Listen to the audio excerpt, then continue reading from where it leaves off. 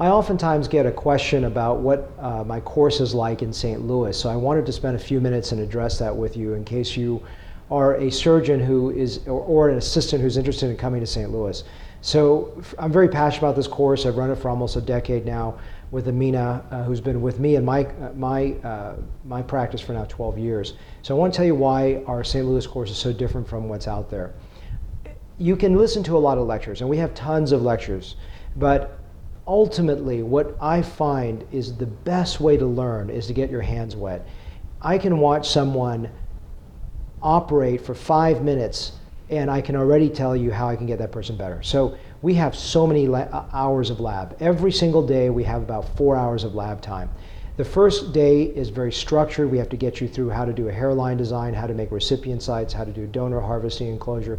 All those things are going to be essential step by step, but then it starts to free up. You can go back and spend more time doing hairline.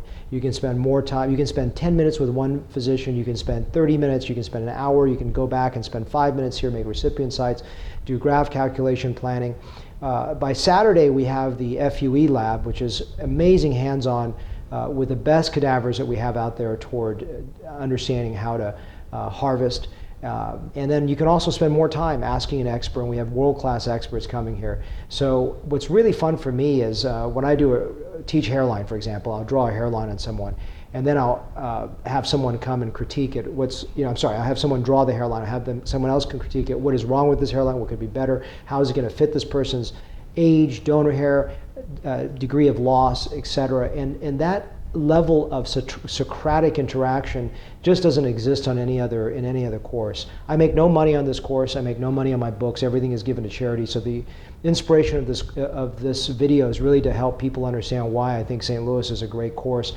It's really intended for the beginner surgeon. I believe that any surgeon that has been in practice, I don't care, 20 years and doesn't do hair would be considered a beginner for me that hasn't done anything, because it's such a different animal. If you're a good breast surgeon or a good cardiothoracic surgeon or you're a good facial plastic surgeon, you still need to take this course, because you don't know how to do these maneuvers until I watch you and watch you operate with your hands.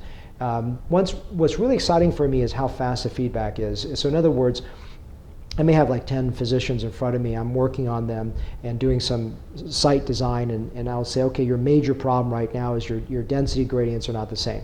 I'll go to the next surgeon. I'll say, okay, your problem is your left hand sites are splaying to the left, your right hand ones are going good, but then now this density over here is not enough. So I usually find 1 or 2 major problems and maybe 3 or 4 small problems.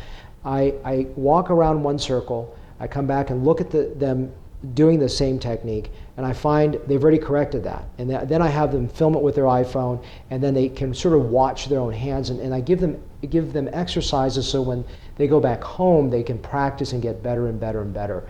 And so that's why I'm very passionate about this. In my second edition of my first volume of my book, I actually go through training modules, things I've learned over a decade of teaching St. Louis. So that is truly unique, is the amount of hands-on time that you have.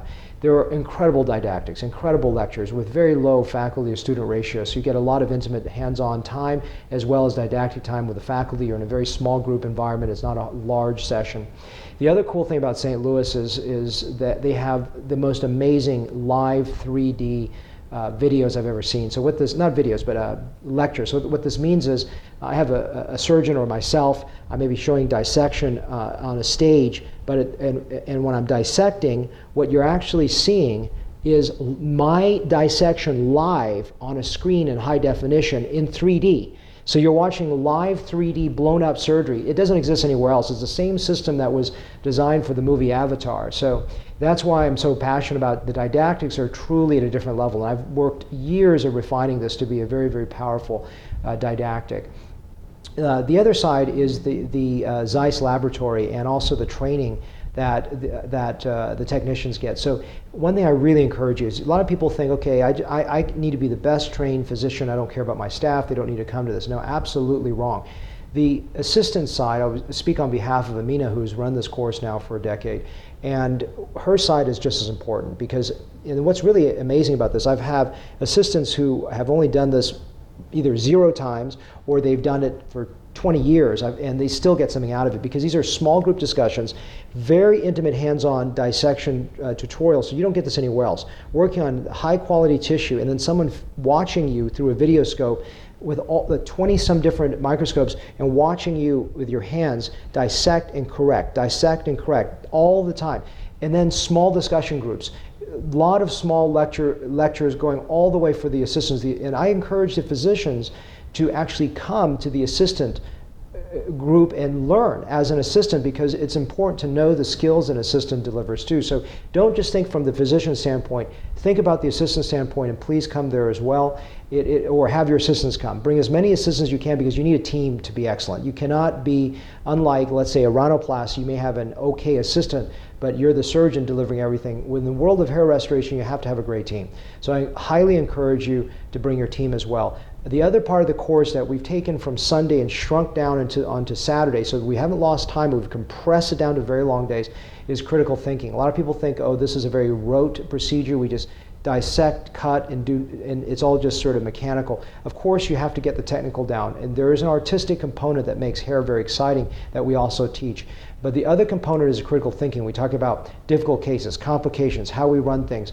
All of those elements are embedded into this course. So by the time you're done, you cannot just go out and do hair 100%, but I believe you truly are equipped to be ready to start moving that direction of being a good, capable hair surgeon. So hopefully the summary of what we do in St. Louis will allow you to be interested in coming on board with us as a student.